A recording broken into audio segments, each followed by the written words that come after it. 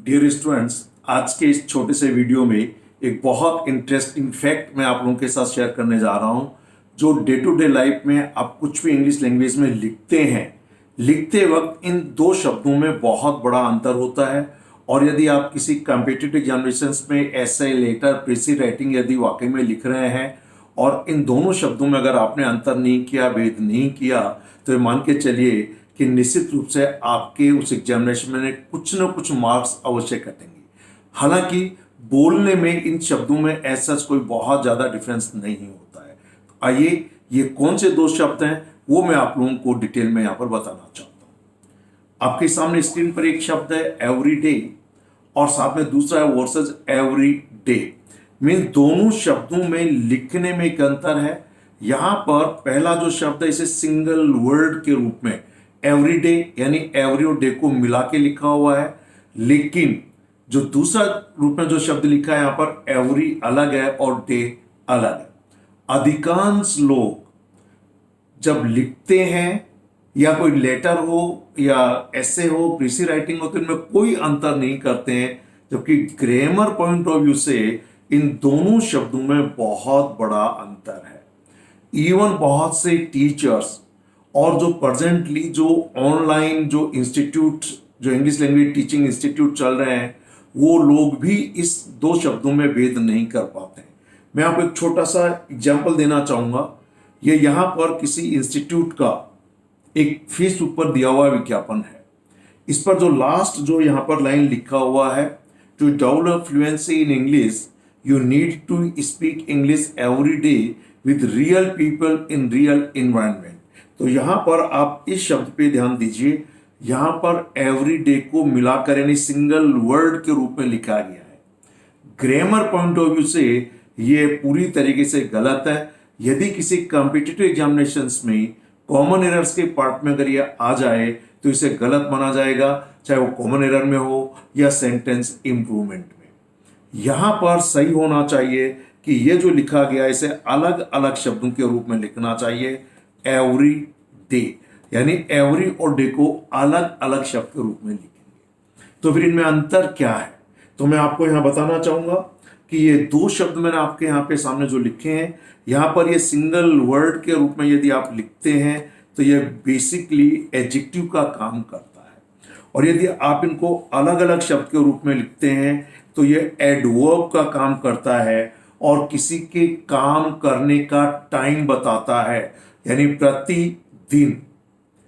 जैसे एग्जाम्पल्स के तौर पे अब यहां तो देखिए, ये कहते हैं कि यदि आप इंग्लिश लैंग्वेज में फ्लुएंसी डेवलप करना चाहते हैं तो आपको रोजाना रियल इन्वायरमेंट में रियल लोगों के साथ अंग्रेजी बोलने की जरूरत है।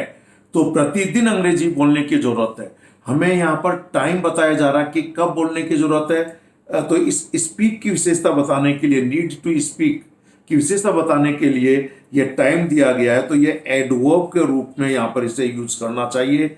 अभी फिलहाल ये सिंगल वर्ड के रूप में क्या यूज हुआ है, तो ये एडजेक्टिव है। आइए अब मैं डिटेल में आपके सामने बताता हूं।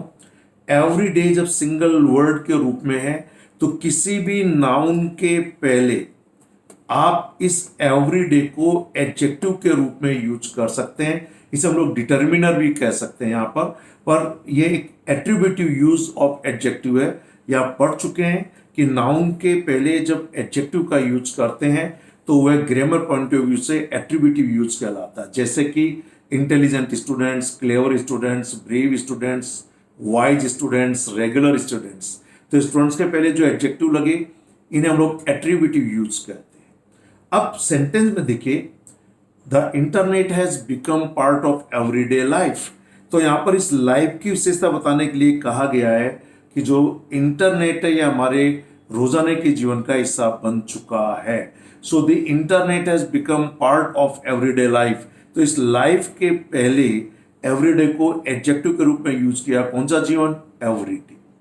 ठीक ऐसे सेकंड नंबर सेंटेंस देखिए, the term is widely used in everyday speech. कि ये जो टर्म है ये रोजाना की स्पीच में यूज किया जाता है।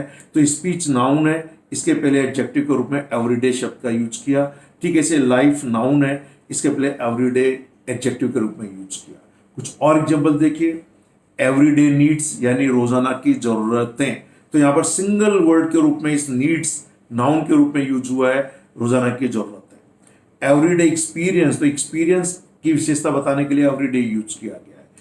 एवरीडे क्लॉथ्स, जो कपड़े हम रोजाना पहनते हैं, रोजाना के कपड़े, तो ये एवरीडे का यूज किया गया है।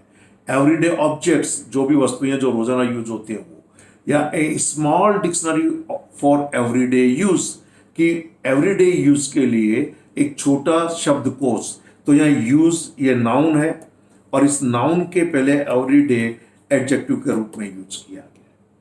तो आप बहुत अच्छे से सिंगल वर्ड के रूप में अगर आपने एवरीडे यूज किया तो ये एडजेक्टिव की तरीके से यूज होता है, और इसका यूज किसी भी नाउन के पहले होता है। और नाउन के बारे में आप जानते हैं, ये नाउन या तो सेंटेंस का सब्जेक्ट हो सकता है या ऑब्जेक्ट हो सकता है। तो सिंगल वर्ड वाला एवरीडे यूज करेंगे। आइए अब एडवर्ब के रूप में एवरी डे, दोनों को अलग अलग लिखा गया है, दोनों के बीच में क्लियरली यहां पर स्पेस है, और ये एडवर्ब है, ये काम के होने का टाइम बताता है। जैसे I meet him every day, मैं उससे रोज मिलता हूं यानी प्रतिदिन मिलता हूं।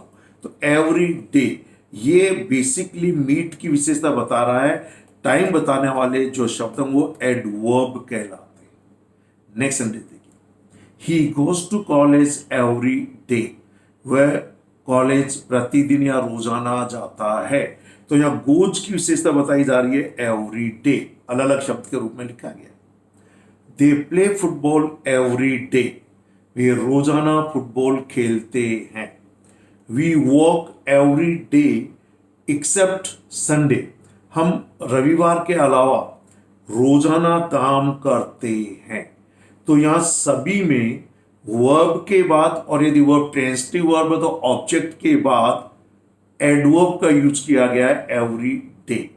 तो क्लियरली देखिए, जब एडवर्ब के रूप में यूज किया तो एवरी और डे को अलग अलग लिखा गया है। यही जो मैं किसी फेसबुक एडवर्टीजमेंट की बात कर रहा था, यहां पर अगर आप इसको ध्यान से देखें तो यहां पर ये कहा गया है इस वाले पैराग्राफ में, to develop fluency in English, अंग्रेजी में फ्लुएंसी डेवलप करने के लिए you need to speak English every day, आपको रोजाना अंग्रेजी बोलने की जरूरत है। तो आप खुद देखिए कि यहां पर ये सिंगल वर्ड वाला एवरी डे आएगा या एवरी डे अलग अलग लिखा जाएगा। तो ये अलग अलग लिखा जाना चाहिए यहां पर एवरी डे। क्लियर है? एक और इंपॉर्टेंट फैक्ट मैं आपको बताना चाहूंगा, यदि आप किसी कॉम्पिटिटिव एग्जामिनेशंस की तैयारी कर रहे हैं तो आपको ब्रिटिश इंग्लिश को फॉलो करना होता है। हालांकि अमेरिकन इंग्लिश प्रेजेंटली बहुत ज़्यादा चलन में है, लेकिन competitive examination point of view से हमें ब्रिटिश इंग्लिश को फॉलो करना होता है, जहां पर कई बार स्पेलिंग, जैसे कि अमेरिकन कलर की स्पेलिंग लिखते हैं COLOR, जबकि ब्रिटिशर्स लिखते हैं CLOUR। हमें competitive examination point of view से COLOUR ही सही माना जाना चाहिए। ठीक ऐसे आप लोगों ने एक शब्द सुना है PRATCE, प्रैक्टिस। बेसिकली ये ब्रिटिश इंग्लिश में नाउन है, पर अमेरिकन इंग्लिश में इस प्रैक्टिस को वर्ब और नाउन दोनों में यूज करते हैं। लेकिन ब्रिटिश इंग्लिश में यदि इसको वर्ब के रूप में यूज करेंगे तो यहां पे लिखा जाता है SE, प्रैक्टिस। तो यहां पर ये यू प्रैक्टिस एक वर्ब के रूप में अमेरिकन इंग्लिश में तो ये ठीक है, पर if you are appearing any competitive examinations and you use this practice as a verb, then it is treated as wrong use of word. So यहाँ पर ब्रिटिश इंग्लिश या कॉम्पिटिटिव इंग्लिश में आप प्रैक्टिस SE के रूप में use करना चाहिए, तभी इसे सही मानेंगे। एनीवे, मुझे पूरा विश्वास है कि आपको इस सिंगल वर्ड एवरीडे और एवरी डे में बहुत बड़ा अंतर पता चल जाएगा। वो आप खुद अपने आप को चेक कीजिए कि आज तक आप क्या इन दोनों शब्दों में कोई भेद करते हुए आ रहे थे, या इन दोनों शब्दों को एक ही तरीके से आप ट्रीट करते आ रहे थे।